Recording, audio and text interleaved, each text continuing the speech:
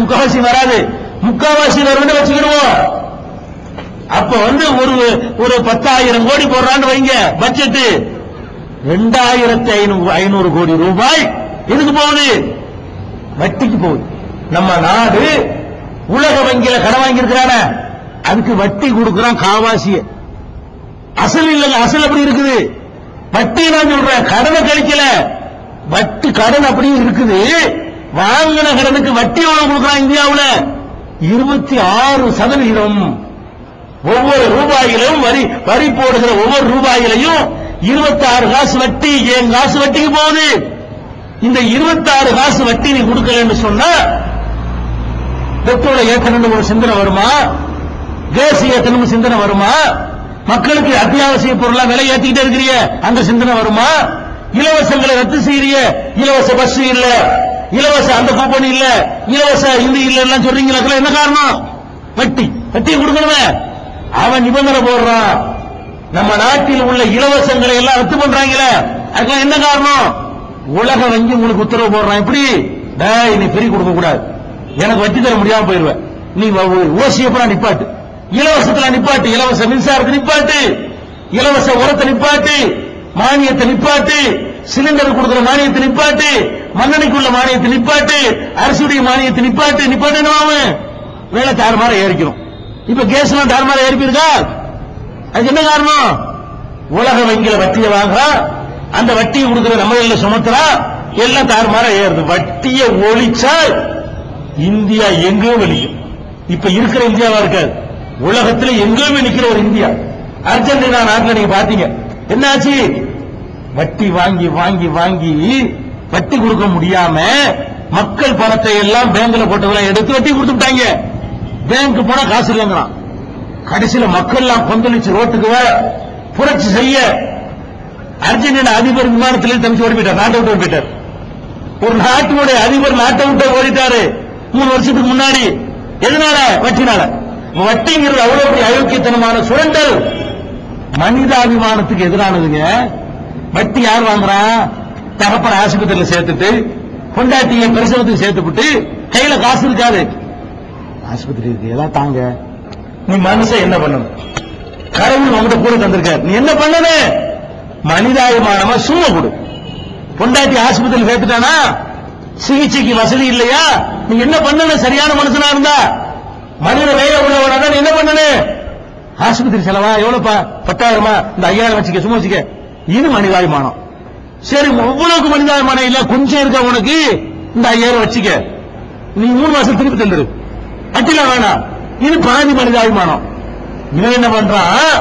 இவ்வளவு நெருக்கடியில வர்றவன்ட்ட போய் 1 வட்டி 2 வட்டி மீட்டர் வட்டி மல்டி வட்டி அப்படின்னு பேசி 1000 ரூபாய் கொடுத்துட்டு அதுக்கு டெய்லி வசூல் பண்றான், வாரம் வசூல் பண்றான், மாசம் வசூல் பண்றான்.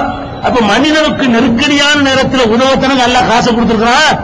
அந்த மனிதாபிமானம் எடுபட்டு போகுதா இல்லையா? ஒரு மனுஷன் அடுத்த மனுஷனுக்கு உதவணுங்கிற சிந்தனை இருக்குதா? எத்தனையோ பணக்காரர்கள் எல்லா மதத்திலையும் நீங்க பார்க்கலாம், நல்ல வசதி படைத்தவர்கள் இருப்பார்கள், அவங்க குடும்பத்தில் ஏழை இருப்பார்கள். இந்த பணக்காரன் ஏழை கொடுக்கவே மாட்டான். பணக்காரன் இருக்கக்கூடியவன் நம்ம மாமன் தானே, நம்ம மச்சான் தானே, நம்ம சித்தப்பன் தானே, சித்தப்பன் பிள்ளை தானே, அப்படி கொடுக்கறானா? கொடுத்தா என்ன செய்வான்? அதுக்கு என்ன வட்டி? இவ்வளவு கொடுத்தா அவ்வளவு வட்டி வருமே, அவ்வளவு வட்டி வருமே. அப்ப வட்டியை அடிப்படையாக கொண்ட இந்த சித்தாந்தம் வளர்ந்ததால் என்ன ஏற்பட்டிருக்கு? மனிதாபிமானம் அவுட்டு, அடுத்தவனை பத்தி அக்கறைப்படுவது அவுட்டு, முழுக்க சுயநலம் கொண்ட ஒரு சமுதாயமாக மாறி போய் நிக்கிறது. இது போன்ற கேடுகள் தரக்கூடிய வகையில் தான் வட்டி வாங்காத, சினிமா பார்க்க சினிமாவில் சம்பாதிக்காத, லாட்டரியில சம்பாதிக்காத, மனிதனுக்கு கேடு தரக்கூடிய எந்த பொருளையும் விற்காத, மனுஷனுக்கு நல்லது செய்யறதை மட்டும் விற்பனை பண்ணு, மனுஷனுக்கு தீமை செய்யற எதையும் விற்காத, இப்படி எல்லாம் சில பொருளாதாரங்களை இஸ்லாம் தடை செய்திருக்கு என்று சொன்னால் அதில் மனிதனை இருக்கிறத பார்க்கலாம். ஆக மொத்தத்தில் நீங்கள் பார்த்தால் இஸ்லாத்தினுடைய கொள்கையானாலும் கோட்பாடானாலும் சட்டமானாலும் ஒன்றை சுட்டிக்காட்டி இது மனிதநேயம் இல்லாம இருக்கு, இது நல்லா இல்லாம இருக்கு, இது அநியாயமா இருக்குது, இது அக்கிரமமா இருக்குது என்று ஒன்றை கூட சொல்ல முடியாது. அப்படி ஒரு மனிதநேயம். அடுத்து என்ன? இன்னொரு முஸ்லீமாக இருக்கக்கூடிய ஒருத்தர் முஸ்லீம் அல்லாத மக்கள்கிட்ட காட்ட வேண்டிய மனிதநேயத்தை கூட இஸ்லாம் சொல்ற அளவுக்கு அழுத்தமா யாரும் சொன்னதில்லை. எந்த அளவுக்கு சொன்னா அதை கடைசியாக சொல்லி முடிக்கிறேன்.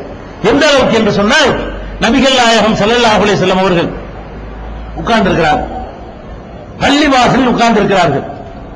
அவங்கள கடந்து பள்ளிவாசலை கடந்து ஒரு பிரேத ஊர்வலம் போகிறது. பிரேதம் ஜனாசா, ஒரு இறந்தவருடைய உடல் பாடி கொண்டு போயிட்டு இருக்கிறாங்க.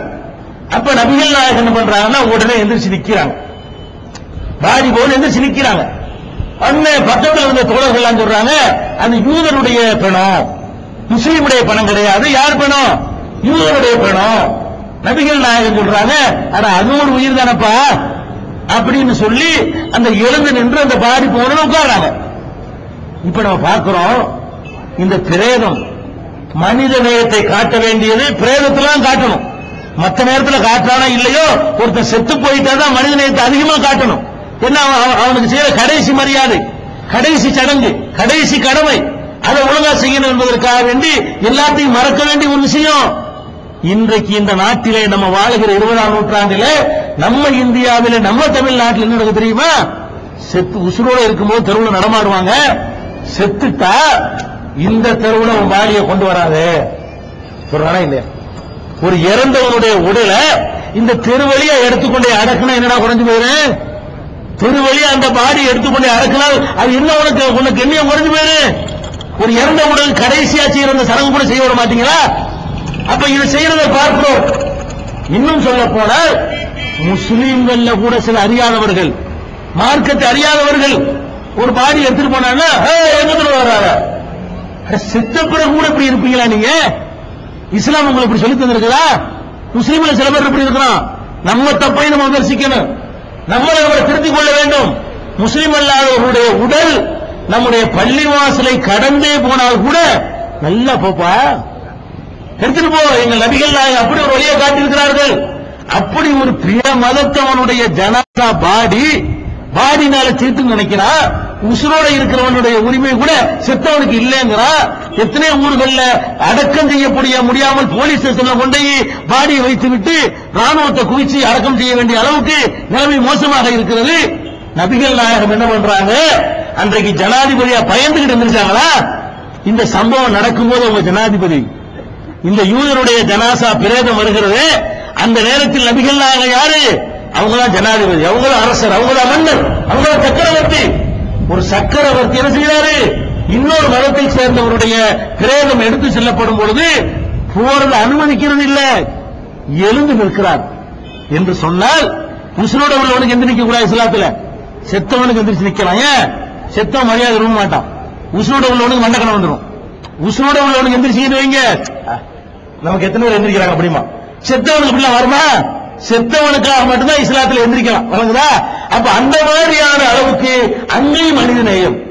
அதனாலதான் கூட்டம் கூட்டமாக நபிகள் நாயகம் ஸல்லல்லாஹு அலைஹி வஸல்லம் அவர்களை பார்த்து அடித்தவர்கள் இஸ்லாத்தை ஏற்றார்கள், உதைத்தவர்கள் ஏற்றார்கள், நாடு கடத்தியவர்கள் ஏற்றார்கள், எந்த ஊரில் இருந்து அடித்து உதைத்து விரட்டினார்களோ அந்த ஊர் மக்கள் ஏற்றார்கள், பலமுறை யுத்தத்திற்கு படை திரட்டி வந்தார்களே அவர்கள் ஏற்றார்கள். அதுக்கெல்லாம் என்ன காரணம்?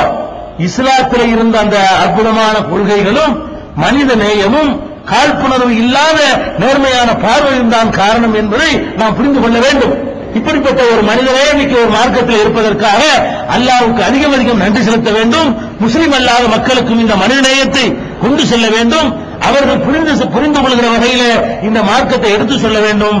அத்தகைய நன்மக்களாக உங்களையும் என்னையும் அல்லாஹ் ஆக்கி அருள் புரிவானாக.